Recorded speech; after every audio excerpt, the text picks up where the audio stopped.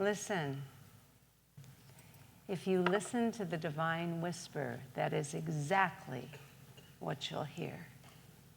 You are so beautiful. You are so capable. You are so filled with the potential and the creativity to do wonderful things right now. Right now. If you open up and recognize who you are.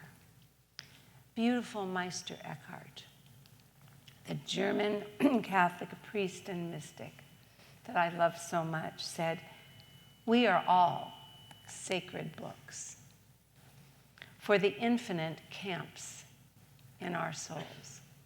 Not in some of our souls, but the infinite camps in all of our souls. Spirit is with us right now. The only thing we need to do is to learn how to hear that voice, because it's always speaking to us.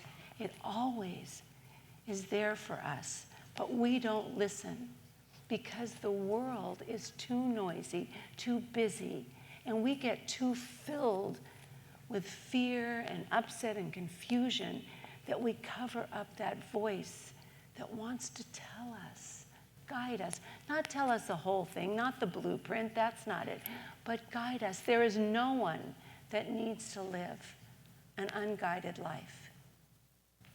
But we've got to do our part. We've got to be here, show up, just like I was saying, show up, clean up, be available. Be available to that presence that's always here. Rumi, my other boyfriend, said, "Silence is the language of God.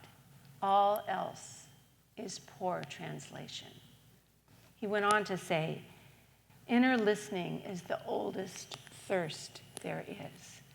We all have a divine urge, a craving to listen more to that wisdom because it's good. Spirit never tells us negative things. It's always the positive things. If we can balance our inner life so it becomes part of our outer life. You know, Ernest Holmes said, practical people. Now, he's talking about practical people.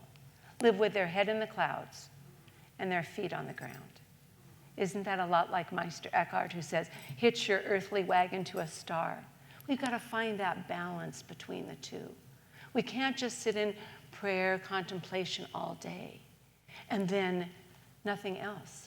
We need to get out and do our work, do our part, do our cleaning up and cleansing of our own selves and the reformation of our thoughts and thought patterns within.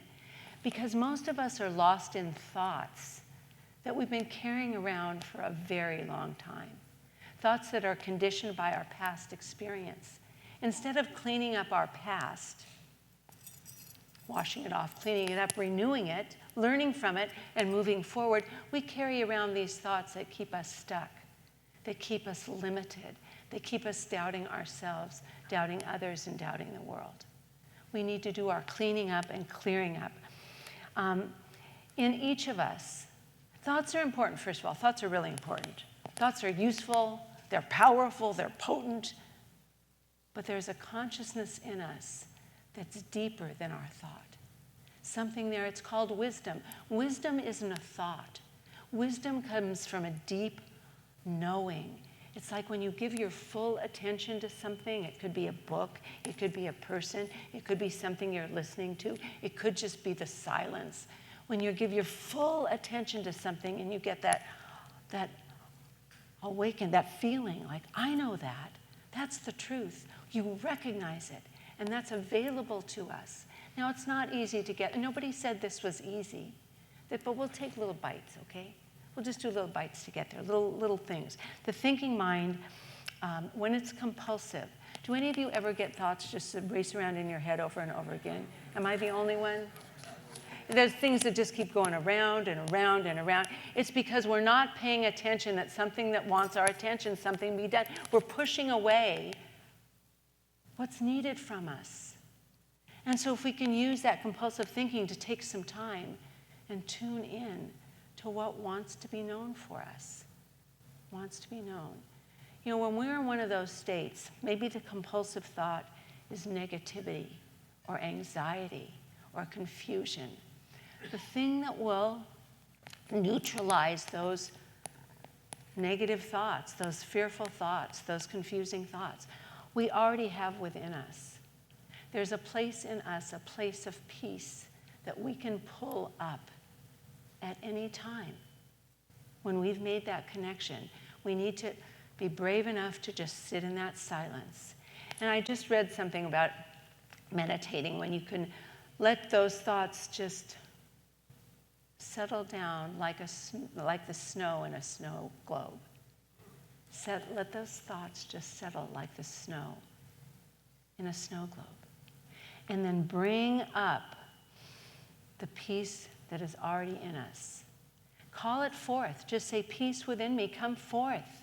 Come forth right now and fill every cell of my being with that peace and comfort.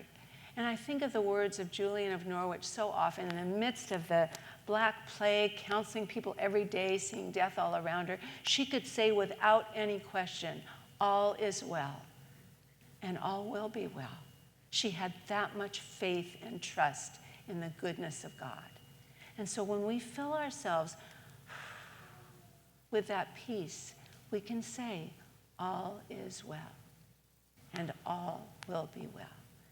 Can you just close your eyes for a moment, please, if you feel comfortable? You don't have to, but yeah, put your feet on the floor and just whatever thoughts you might have brought in here, whatever thoughts are bubbling up, just let them settle like the snow in a snow globe that's sitting still. And bring up that peace. Call it forth from within you. Breathe into it.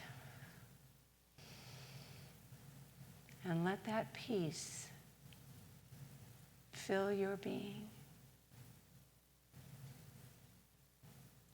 And I'll say this a few times and join in with me when you can feel the presence.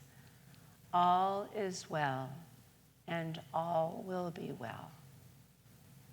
All is well and all will be well. All is well and all will be well. You know, Pema Chodron, a Buddhist nun that I love so much, she's semi-retired up in Nova Scotia right now, but I was blessed to have been able to see her and to be at one of her workshops. Hysterical woman. She's just brilliant and hysterical. But she talks about very much of embrace the pause.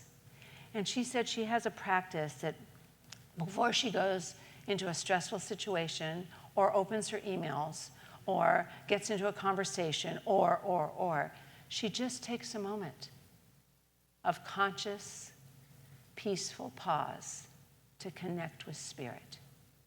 That conscious place. I did that with the Cox man. I did. I said, you know, I'm emitting some energy that I don't really want to be emitting. You know, I'm not being mean or nasty, but, you know, you can tell. So I went, he's doing the best he can with the tools he has right now. I wish he had more tools that I could use, but anyway, it's okay. And I got some compassion and empathy, and he didn't fix the situation, but he told us to get a technician to come out, and that guy fixed the situation. So he was the lead to do that, and I thanked him profusely, and I left in a much better place. Can you imagine if I stayed angry and upset and feeling unfulfilled and, well, can't you help me, not taken care of, and I left, how I'd feel? So it was a little bit selfish of me to do that, because when I left, I was fine. When we can give this pause, this peace, to other people, it makes us better people. And that's the point, that we can do that. We can be there. Now, besides the practice of the sacred pause that she talks about soft listening. And this is where I said we just take little bite-sized practices for this. Just 5 minutes a day, start with that, where you turn on a timer, you turn off anything that will make noise, and I mean your phone, turn it all off, and just sit in the silence. And if using that little meditation of letting the thoughts float down a lot, whatever it is for you, and just be there and see what shows up. See if you can connect the inner with the outer.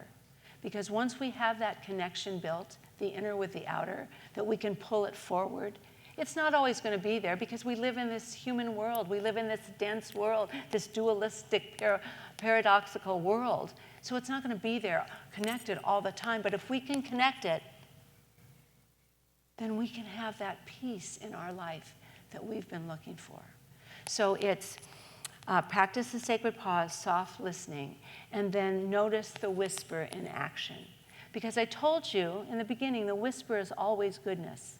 It's always goodness. It shows up as kindness. It shows up as love. It can show up through other people. We were in Trader Joe's yesterday, and these little whispers people were so nice in there. And I was just saying, thank you, thank you, thank you, because it felt so good. And I'm sure it's because I forgave the Cox man. I'm sure that's why it happened. I'm sure. But it was just good.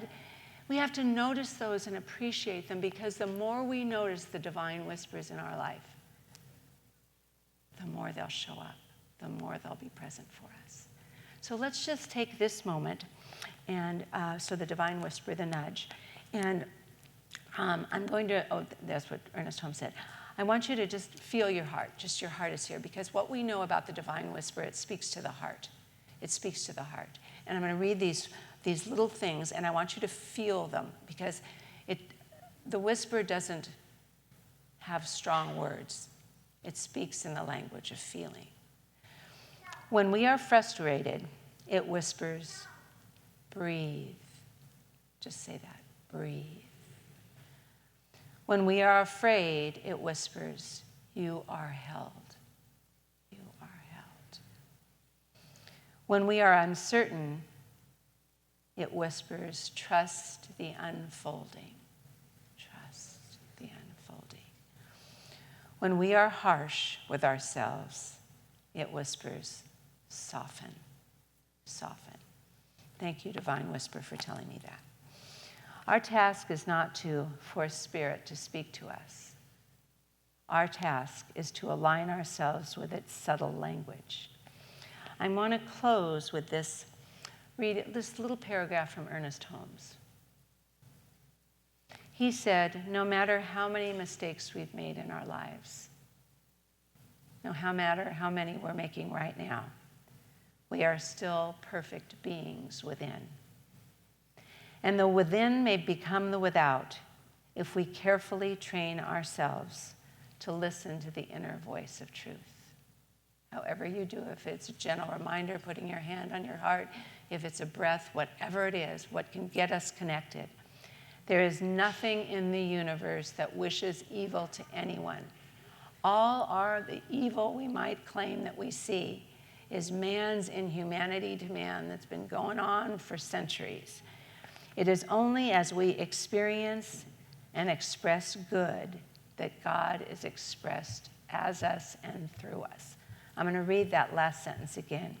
It is only as we express and experience good that God is expressed through us. And wherever you are right now, you are loved, you are beautiful, and you matter. And I want to say that.